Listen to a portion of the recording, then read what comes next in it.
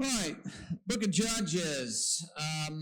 Just very brief, very high level. When you think of the Book of Judges, what do you think of? What comes to mind?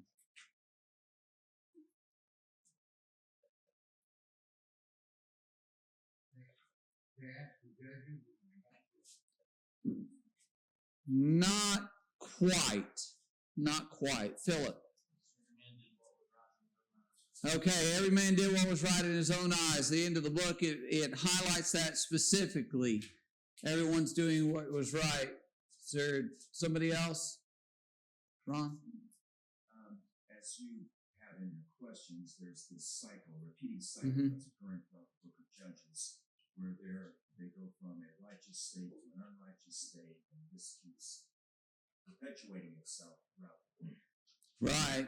Right, exactly right. So you think about this coming from really the book of Deuteronomy, where it's very clearly laid out for Israel, into the book of Joshua, the admonitions, the encouragement that is there, that God had prepared for his people in many different ways through his providence for centuries now, to bring them into this land and to give them an idyllic existence in this land. He gave them the law that was the best for them, that would provide for a good and healthy society, prosperity for their families, good relationships in their families, peace and protection and all those things that God had laid all that out for them. And he's brought them into the land. And we see where that absolutely does not happen. In fact, the opposite ends up happening for the most part in this period of the Judges. And it just shows how that God's working in the lives of men to try to bring about good ends up being wrecked, ends up being destroyed, the opportunity missed, because of what men do relative to God. It's not God who's failed in anything, but it's men who see clearly what God has said and ignore that, almost as if, well, what God said and what he said consequences would be, we don't believe it. We're going to go this way anyway. And then they find out, yeah, that's actually what the consequences were, exactly what he said. So in the arrangement of the book, if you remember reading through the entire book, maybe even reading through the first two chapters, you look at that and go, wait a second. It says after the death of Joshua, and then the very next chapter says, well, the death of Joshua. And then I don't know if you've ever noticed toward the end of the book, it talks about Phinehas, who is the son of Eleazar, who was the son of Aaron. So Phinehas was the grandson of Aaron. And you get to the very end of the book, and you're like, well, wait a second. How does Phinehas show up all the way down here at the end of the book? So does anybody know what's going on there? What's happening? The scriptures are written, Stephen, in a way that we understand in parallel overlapping sequences. So they are not necessarily sequential in the exact order of time, and there's many times overlapping sequences of time that are contained within various books. And I believe that's what we're examining here. Yes. So I think one of the things that throws us off is, generally speaking, from Genesis down into the book of Joshua, you have more or less a chronological unfolding of the history of the world, the history of Israel, and all of that. Now, there's some things that are mixed up in there as well. But then and then you go, you even jump forward to 1st, 2nd Samuel, and you get into 1st and 2nd Kings. That's more or less kind of as Ron was saying, a sequential unfolding of things. But the book of Judges, the book of Ruth, and then we keep going forward, and we get to Ezra and Nehemiah and Esther. And that throws our minds off. And then we get to the major prophets, and we look at the minor prophets, and things for us get mixed up. So when you look at this, you understand this is not a chronological unfolding, but it's arranged by subject matter. And the Hebrews, they would look at things more in the subject matter, and the Bible's arranged in that way. That's why you have the major prophets, the minor prophets. That's more of a subject matter. And they go back, of course, and fit into 1st and 2nd Kings, 1st and 2nd Chronicles, Ezra, Nehemiah time frame. So they fit all in there, but they're all mixed up in there as far as chronological order. And the book of Judges kind of falls into that category. It's not trying to lay out a sequential thing. It's thematic in the subject matter that's being revealed to us. So you have at the beginning of the book relatively more faithful times, because you have Joshua and his generation. They were faithful to the Lord. And so those things are mentioned up front. And so the people, they did what was right. You move into Deborah and Balak, and you see within them, okay, well, this is a time of relative goodness among some of the people, though they have their problems, though they have oppression. Because you compare Deborah and even Gideon to Samson and Jephthah. To me, those people are radically different people, right? Deborah is put before us as a good and godly woman who's a servant of the Lord, who helps her people. And you get to Samson, and what kind of man do you think of when you think of Samson? Selfish? Anything else?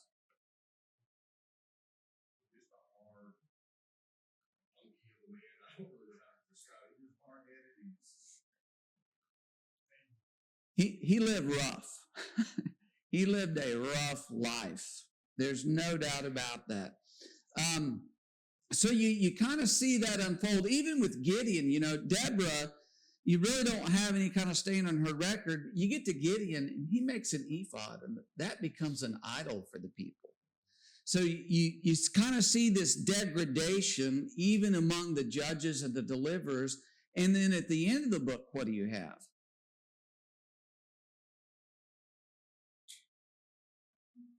It's got to be one of the most wicked and evil accounts in all the Bible. Y'all remember about this Levite?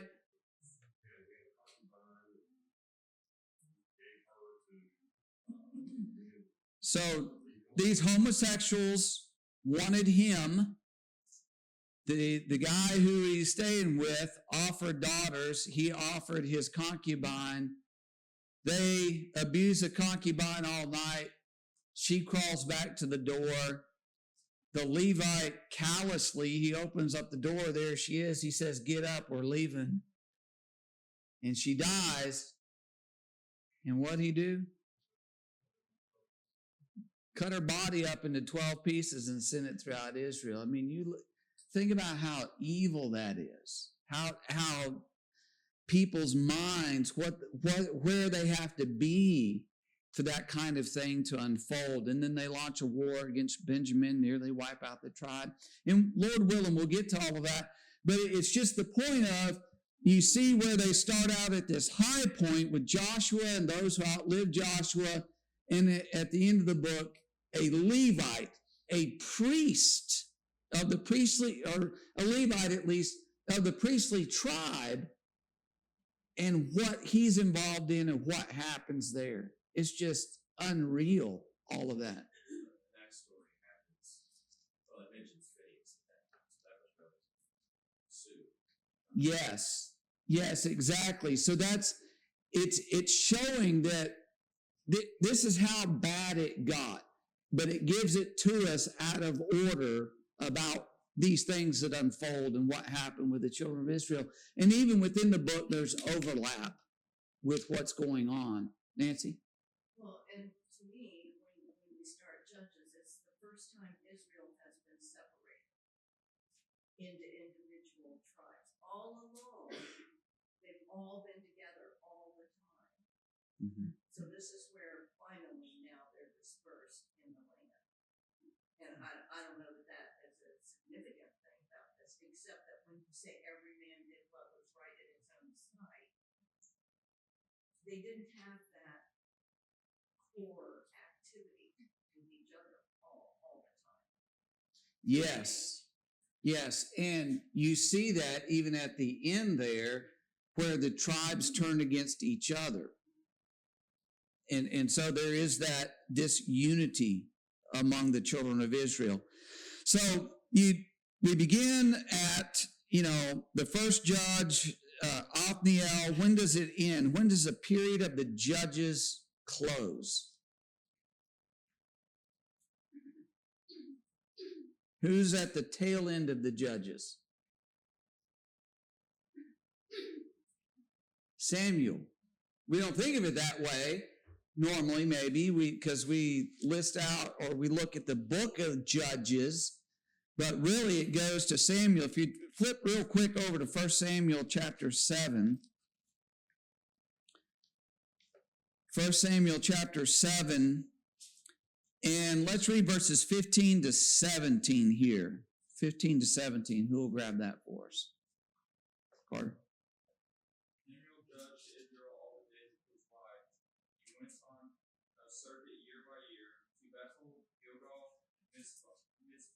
He judged Israel in all these places. He would return to Ramah, for his home was there, and there also he judged Israel. And he built there an altar to the Lord. Okay. So Samuel was a judge in Israel, and he was a judge, as it mentions here, in a judicial sense, but generally, what type of men were the judges? What did they do?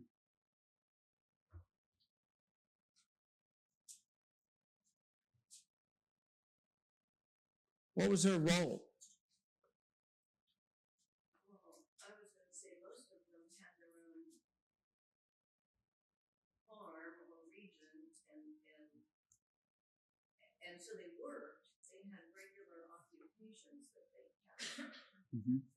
But when there was a problem, very often either God sent them to where the problem was, or the people came to them, wherever they were. Ron? See, it's my understanding that when we think of judges, we think of, different means of judging, and what they were doing, if I understand this correctly, is fulfilling God's decisions. They weren't the ones in the decision-making capacity. They were the ones executing the decisions of God to people. Yes, yes. And it reflects God's judgment upon the people. And in a sense, they're that judge that's carrying out God's judgment one way or the other, but they are deliverers. So God had judged them to be in sin. They're oppressed. They cry out to God. God judges. Okay, I have compassion and mercy on the people. So I'm going to send somebody to deliver them, to throw off the oppressors. So you think of these men generally as military leaders as they're going out. Think of Gideon. I mean, he's maybe the prime example of having this large number of people. They reduce it down. They get to 300. They go, they attack, and they overthrow the enemy. And so you think about that. Samson being a fighter, right? You think of him as a guy who went in and he physically fought with the enemy.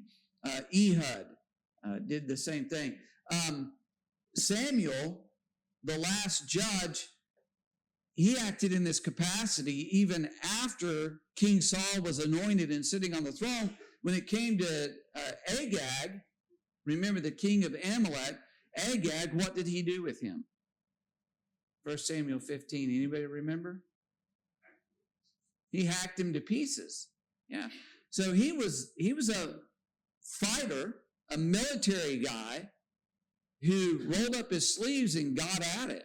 And that's generally how you see these judges through the book of Judges. They're more of a military person than in a judicial role. So, chapters 1 and 2, we go back to the book of Judges chapters 1 and 2. They sort of give a big picture summary before it gets down into focusing on the judges individually. And the events here, as we mentioned before, are kind of out of order here. And it gives us just a sense of what the times were like after the death of Joshua. And we begin seeing in here this disunity that we talked about, apostasy, oppression, deliverance, all those things beginning to unfold. So before we read in Judges chapter 1, let's go to Deuteronomy 7. Deuteronomy 7. And I would like us to read verses 20 through 26. Deuteronomy 7, verses 20 to 26. And who will read that for us? Go ahead, Tanner. Moreover, the Lord your God will send the hornet against those who are left behind themselves from your parents. You shall not dread them, for the Lord your God is with your midst, a great and awesome God. The Lord your God will clear away these nations before you, little by little. You will not be able to put an end to them quickly, but a wild beast will throw to you rescue.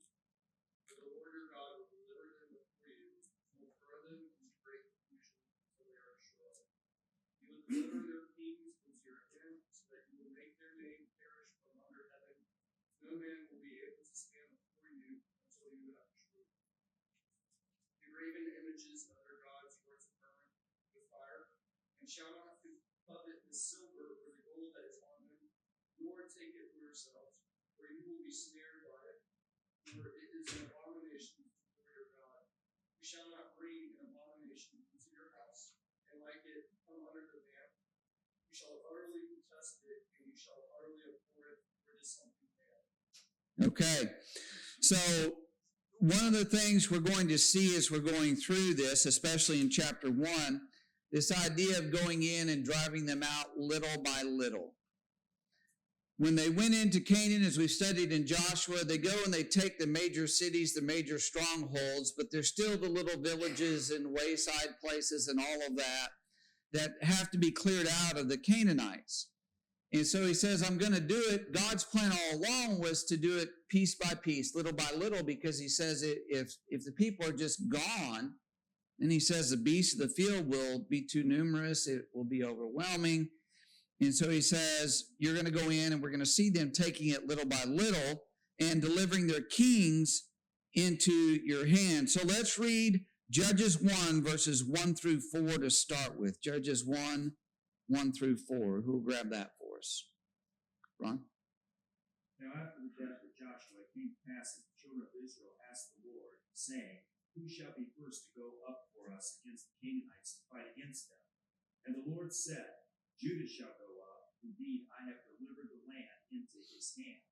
So Judah said to Simeon, his brother, come up with me to my allotted territory, that we may fight against the Canaanites.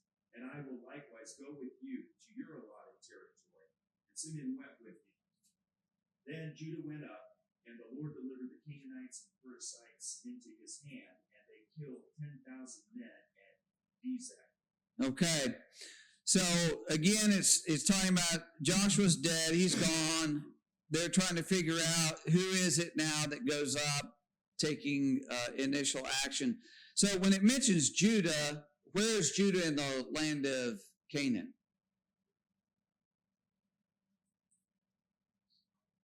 Okay, south. So we're getting an overview of the southern tribes here, which would be Judah and who's with them? Simeon. And there's another one really that's involved in it. And we're going to see that a little bit later. That is the southern area. Benjamin. Okay. What's interesting to me is these three are down there operating, and then it talks about the other ones up north, and it's almost like it's a preview of that divided kingdom down the road. So Judah's the one to go up. Judah was really identified way back in Genesis 49 as kind of the leader of the tribes. He was the leader of those brothers, and this is the leader of the tribes. And so Judah, you go in, you're going to start the fight. They consult with Simeon, and they go out, and they begin to take the more of the territory, and they have this great victory at Bezek where they killed 10,000 of the men there. Now let's read verses 5 through 9, and we'll hit question 1. So Judges 1, 5 through 9. Who's got that? Go ahead, Joshua.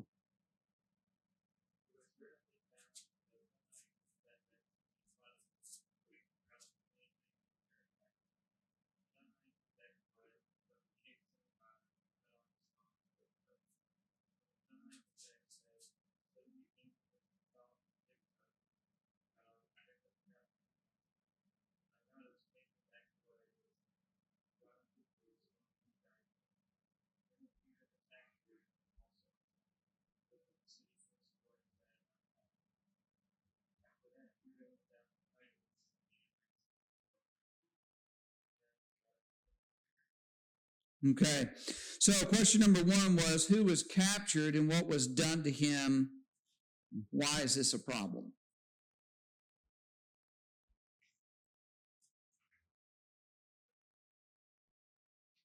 Who's the guy? Let's just identify him to start with. Okay. This is the king of Bezek. He's referred to here as Adonai Bezek. Now, the Adonai means Lord. So it's the idea he's the Lord of Bezek, not that this is a name. This is more the title. So the king of Bezek, Lord of Bezek, that he is captured by them, and what do they do to him? Why would they cut off thumbs and big toes? And he says, hey, I've done this to others as well. What? Yeah, Caleb?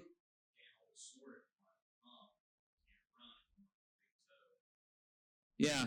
So, and this is the king. It's not, they're not doing it to other men, but this is the king they're doing it to. It's in part kind of a symbolic thing. It has a practical thing.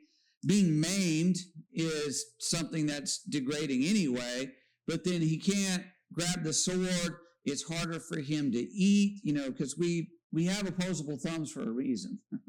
Right? Because we can do so many things that other creatures cannot do because we have those big toes. So it's hamstringing him in a sense, in a way. It's humiliation of him. But then what happens with him?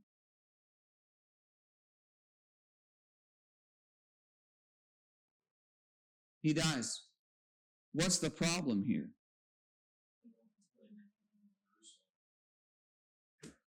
What are they supposed to do with these guys?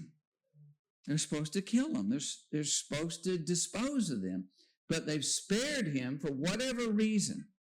And one of the things that I read was this may be indicating an initial adaptation to the culture. Adonai Bezek says, I did this to other men. And the idea is, well, the Israelites said, well, that's how you conduct warfare. This is the way that it's done, and you humiliate the king, and you have him living as a display to others. Hey, this guy, this is what's going to happen to you if you come up against us. But just adopting the way of the culture around them instead of doing exactly what God told them to do. So this is a problem. This is an issue among them. Any thoughts? Ron?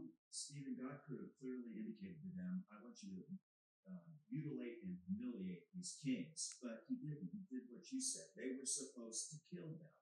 But we see them giving place to this. And like you said, they are adopting the culture around them, and that behavior is what's going to start to infiltrate their faith.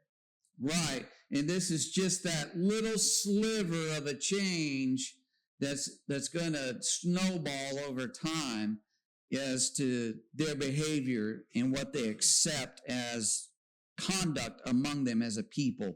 But they do have this great victory. They take the king. He eventually dies, it says.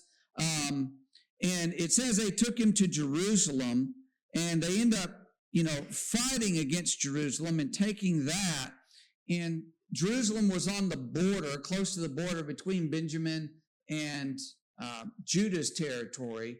And the idea is that they went in and they helped them to take Jerusalem, to defeat it.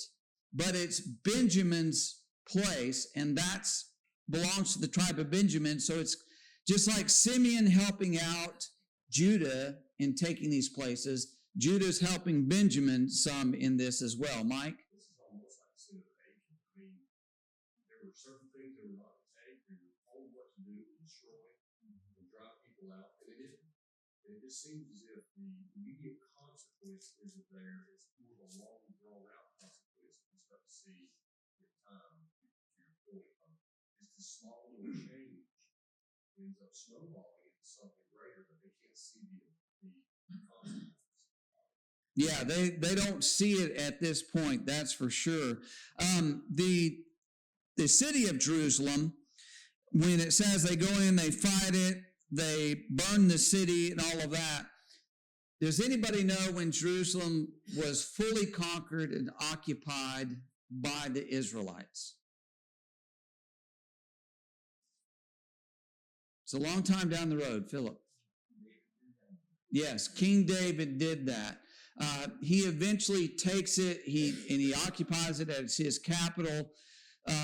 So right here, when it says that they strike it with the edge of the sword, they burn it with fire, the idea is, because we know the future of it, that the people come back in and they reoccupy it.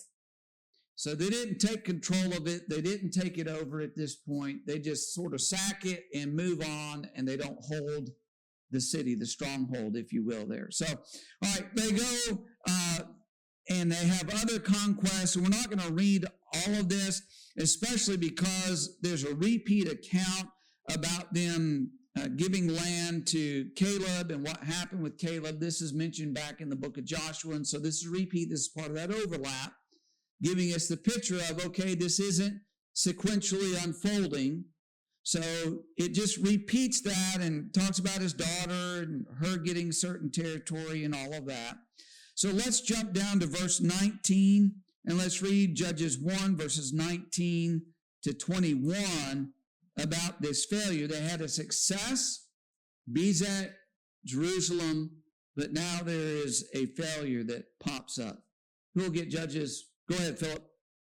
So the Lord was with Judah, and they drove out the mountaineers, but they could not drive out the inhabitants of the lowland, because they had chariots and iron. And they gave Hebron to Caleb, as Moses had said. Then he expelled from there the 3 sons of Anak.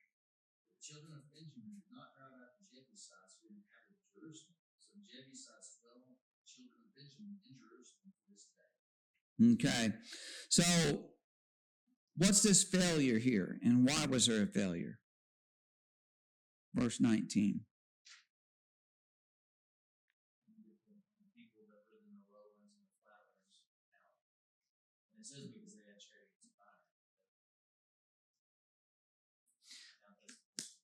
Okay, so the lowlands, you couldn't do chariots up in the mountains, but you can down on the lowlands where there's more flat territory. That's where they're going to be effective. And so it's just simply pointing out they were down there. They had this. They had this technology that the Israelites had not dealt with. The question is it an issue that they couldn't do it because the Lord wouldn't be with them? Could they not do it because the Lord didn't have the power? What was the issue? It seemed, by the sin destruction, the Lord was with Judah, they took possession of the hill country. And then all of a sudden they can't take this, so the Lord's not with them on this lowland for whatever reason, to Phil's point. There's more to the story here. Yeah, and we're going to see this unfold, especially beginning at chapter 2. It explains exactly what's going on.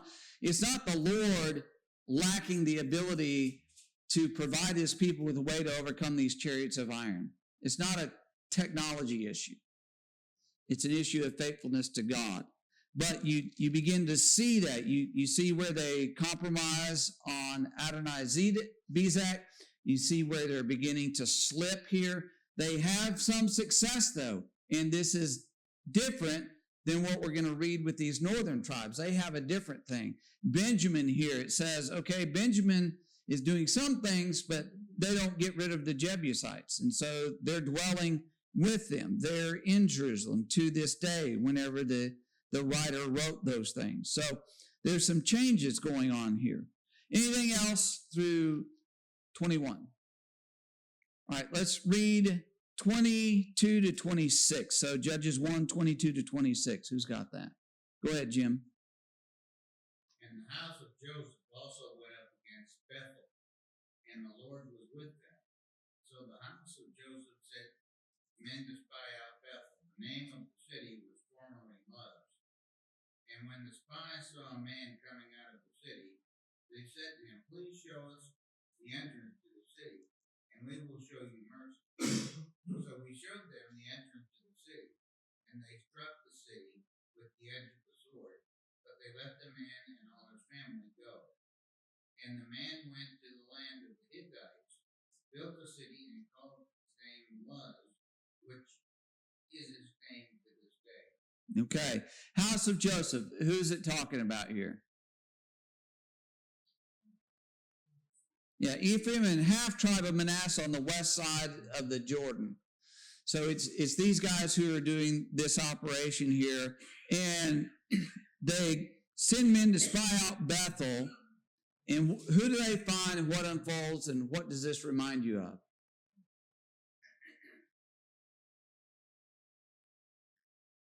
They find a man directed to how to get into the city. Yeah, because they're back in those things. One of the things I read back in those days, there would often be an entrance to a city that was kind of hidden, but it would allow one person to pass through to get into it. And it was just a convenient way for the people of the city to be able to get in and out. And maybe if they're under siege, somebody could sneak out, things like that. But so they're saying, hey, how do we get in here? And it could have been, we don't have the details, could have been, show us the secret entrance. A couple of the guys sneak in, they go around, they pop open the gate, and everybody else goes in, and it's done. But however that is, they find this guy, and what do?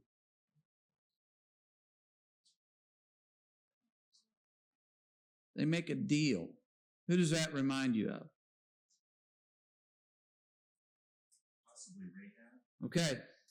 What's the difference between Rahab's case and this case?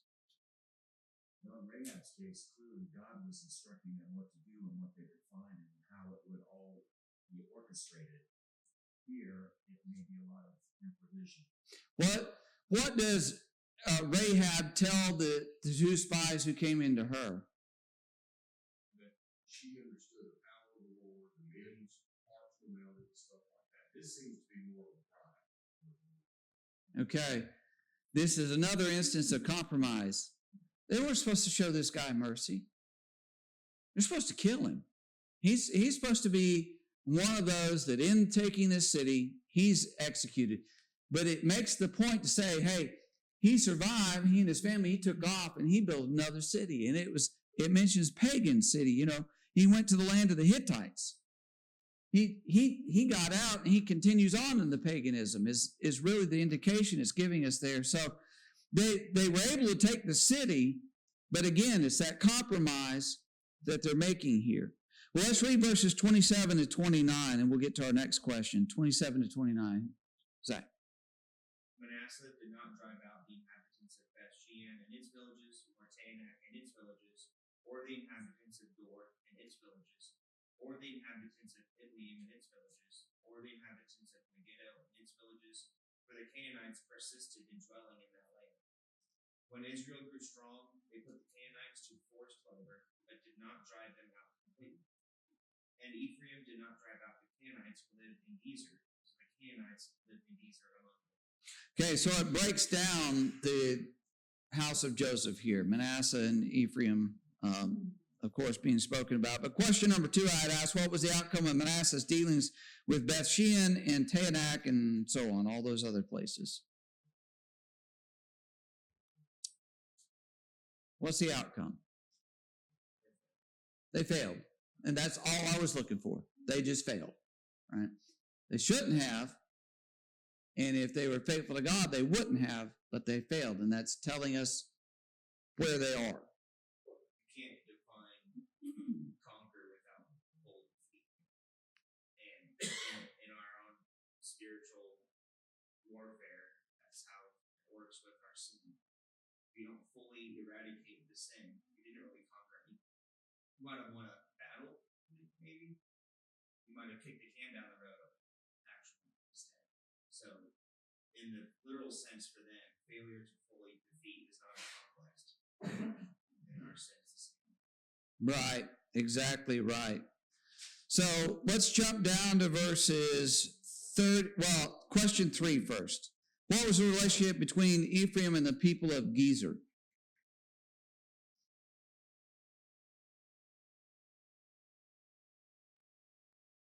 What does it tell us there in verse 29?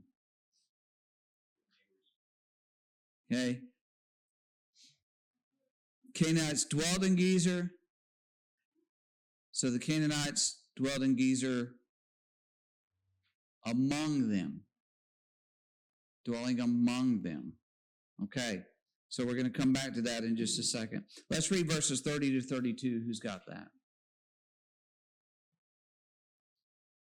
Mike?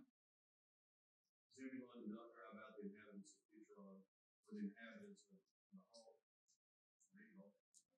Yeah. So the Canaanites lived among them and became subject to their slavery. Asher did not drive out the inhabitants of Uphold, the inhabitants of Sidon, Olive, or Axer, or Elba, or Aphic, or Rehob. So the Asherites lived among the Canaanites, the inhabitants of the land, but they did not drive them out. Okay. So Zebulun failed, people living among them. Asher, question 4, how was Asher's situation different from the other tribes? Did you catch the difference? Yeah, the Canaanites were dominant. Yeah, the Asherites lived among them, not them living among the Asherites. So they completely failed there. And you keep on going down, you get Naphtali, you get Dan, and it comes back to Joseph again, and just one failure after another. Let's read now Judges 2, verses 1 through 6. Who's got that for us? Philip. Then the angel of the Lord came up from Gilgal. He said, I led you up from Egypt and brought you to the land which I swore to your fathers. And I said, I will never break my covenant with you, and you shall make no covenant with the inhabitants of this land. You shall tear down their altars, but you have not obeyed my voice. Why have you done this? Therefore I also said, I will not drive them out before you, but they shall be thorns in your side, and their God shall be a snare to you. So it was when the angel of the Lord spoke these words to all the children of Israel, the people lifted up their voices and wept. Then they called the name of that place Opal, and they sacrificed there to the Lord. And when Joshua had dismissed the people, the children of Israel went, each to his own inheritance, to possess the land. Okay, so the angel gives this message. First of all, essentially says God's been faithful. Now, question number 5 is, why did the Lord allow the Canaanites to remain in the land? What's their point and purpose of being there? Teach the children of Israel more how to wage it, how to continue to fight, and to show that you still need to follow God, you still need to do the things that God says. You have to learn the light. Anything to add to that, Ron? In verse 3, he says, therefore I said, I will not drive them out before you, but they shall be thorns in your side, and their gods shall be a snare to you. So they're going to become a curse to them because they did not do what God had instructed them to do. Right. And you fast forward through the book and you see that played out time and again, where the people become a thorn, become a pain, become oppressors, and that drives Israel to say, we need God. And they cry out to God. And of course, God responds, and we'll talk more about that in a bit. And their God shall be a snare to you. There's a trap there. And what he's saying is it's going to remain there because you're going to have to continue to make a choice. You're going to serve me and be free of the trap, or are you going to serve them and fall into that trap and be snared, Mike? So you think that even if they said at this point, they would have said, okay, we're going to start driving out for God. God has been with them. Or was God saying, okay, the time for that is over. Now there's a different purpose. Yeah, that's the way that I take it, that God has said, and this is a summary statement for all down through here. I'm done. You don't have the will, you don't have the commitment, you're not going forth and doing what I told you to do. And so here's the way things are going to be. Because his promise was conditional for them to be in the land and have that peace and have that prosperity. It was conditional all along. And he had warned them, look, you're faithful to me, one of you will chase 1,000 of them. Well, if you're not faithful, one of them will chase 1,000 of you. And so the tables have turned here. And God said, okay, here's how it's going to be. Any other thoughts? All right, so looking at this and realizing that they have a problem, what do they do? How do they respond in verses 4 and 5? They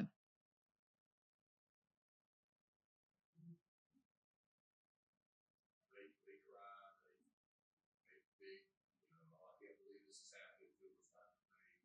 They do their sacrifice to God. They're trying to appease him, and even maybe change his mind. Right.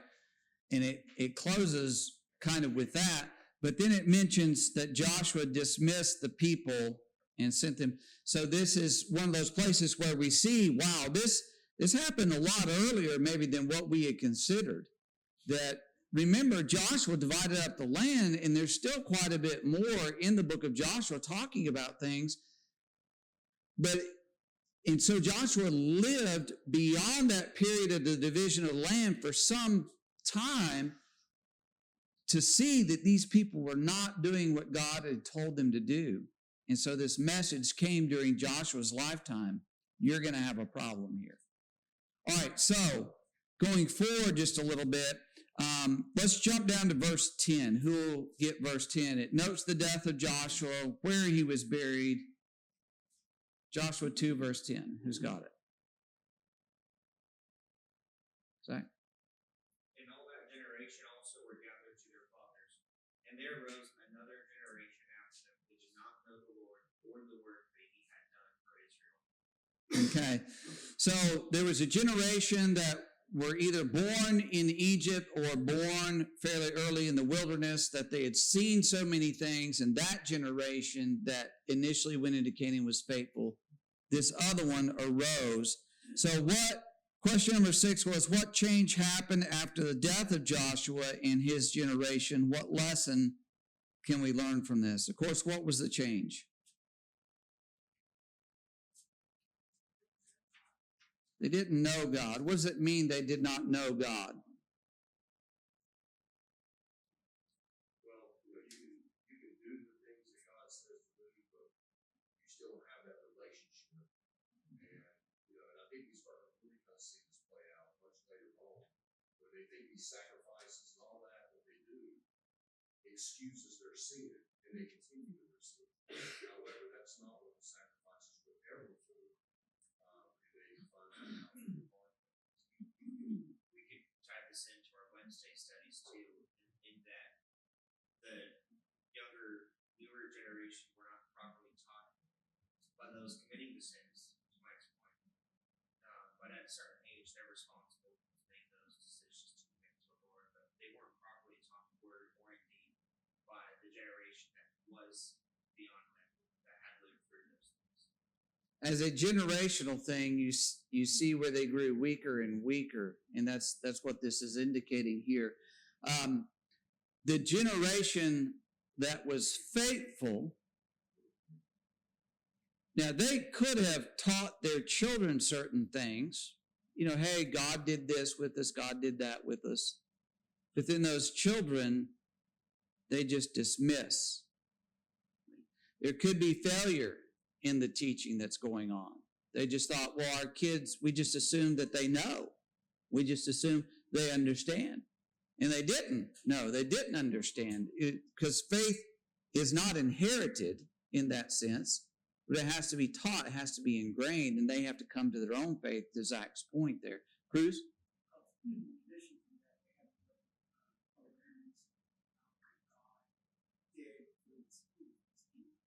Mhm.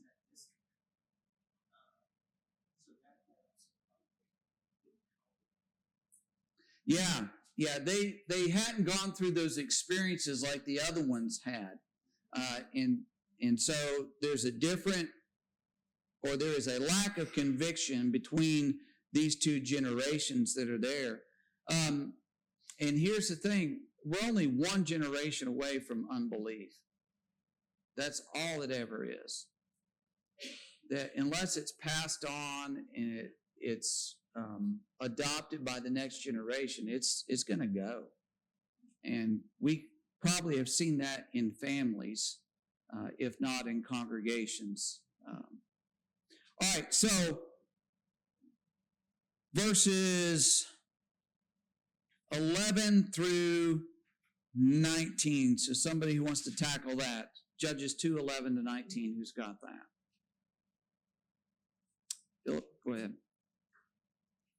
The children of Israel, the people of the side of the Lord, and served the Baals. They forsook the Lord God as their fathers, who had brought them out of the land of Egypt, and followed other gods from among the gods of the people all around them. They bowed down to them, and they provoked the Lord. They forsook the Lord, and served Baal and Ashtoreth. And the anger of the Lord was hot against Israel, so he delivered them into the hands of plunderers who spoiled them. And he sold them into the hands of their enemies all around, so that they could no longer stand before their enemies. Wherever they went out, the hand of the Lord was against them with calamity, as the Lord had said, and the Lord had sworn, and they would break with his ways. Nevertheless, the Lord raised up judges who delivered them out of the hand of those who plundered them. Yet they would not listen to the judges, but they played the harlot with other gods and bowed down to them. They turned quickly from the way in which their fathers walked, and obeying the commandments of the Lord, but they did not do so. When the Lord raised up judges for them, the Lord was the judge. The Lord was with the judge, and delivered them out of the hand of their enemies all the days of the judge. And the Lord was moved with pity by their groaning because of those who opposed them and harassed them. And it came to pass, when the judge was dead, they reverted and became more corruptly than their fathers, by following other gods, to serve them and bow down to them. They did not cease from their unbelief, nor from their stubborn way. Okay, we'll go ahead and grab question 7 to summarize this cycle that's described here. Does anybody have thoughts on that? Fairly straightforward, but Mike? After that saving happened, the judge would die. They started to fall away. God would send another judge. And he did this because he loved them, because he wanted to see them succeed. What is there anything surprising in this for you? What's surprising to me is God kept doing it. He was patient, merciful to these people, because he had warned them time and again. And this, what really begins here, truly doesn't end until the captivities. Even though they're under kings, they still have these problems, these issues, the culture around them. Philip? It seems that each cycle takes a little bit longer. So, like the first time they're only oppressed for so long, and they get the judge. The next cycle they're oppressed for a little bit longer, a little bit longer. So, thus, I guess it's just God's way of saying, trying to get your attention, just have them oppressed a little bit longer each time. Right. And he is, I'm glad you used that word. He's trying to get their attention. You need to learn this lesson and get back to me in doing my will. But he shows great mercy and great patience with them as they're going through these cycles. Ron, do you have something? I'm just going to say, in what we've read here, it's specific to idolatry. They displaced God, as we were just saying. They didn't know God well. People are going to believe something, so they believe in Baals and Ashtaroth and began to worship them. And so we see that they then go into oppression because of it, and then they repent, they become faithful, but they turn right back to idolatry. Right, right. It talks about how that they are stubborn, how they are determined to do their own thing, to go their own way. And we all have to be careful of that attitude within us because we live in a culture that says, you are your own God. You do what you want to do. You have that right. So we have to be very careful about those things. All right, Lord willing, we'll pick up in verse 20 next week and press on. This will be a good overlap and transition to the beginning of the Judges specifically.